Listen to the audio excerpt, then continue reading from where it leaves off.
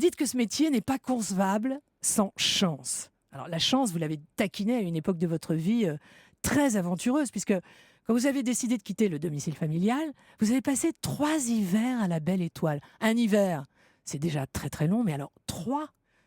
Vous viviez de quels expédients? Je faisais la Manche. Alors c'était tellement contraire à mon éducation que c'était très, très difficile pour moi de tendre la main. Et donc, quand on tend la main et qu'on n'a pas encore le bras long, c'est vraiment, très, très difficile. Donc j'avais une petite, pâtissière, je crois, qui venait et qui passait avec, son chapeau et qui prenait l'argent et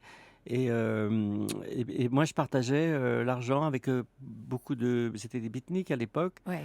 et on était sur les marches de Montmartre et puis on allait se manger des Devant le frites. Sacré-Cœur. Exactement. Mais il paraît C'est que les curés du Sacré-Cœur n'étaient pas vos amis. Non, pas vraiment, non. Pas vraiment, non. C'est eux qui appelaient donc, ils appelaient les flics pour nous faire dégager, parce que, ça faisait du bruit, parce ils nous aimaient pas, enfin et cetera.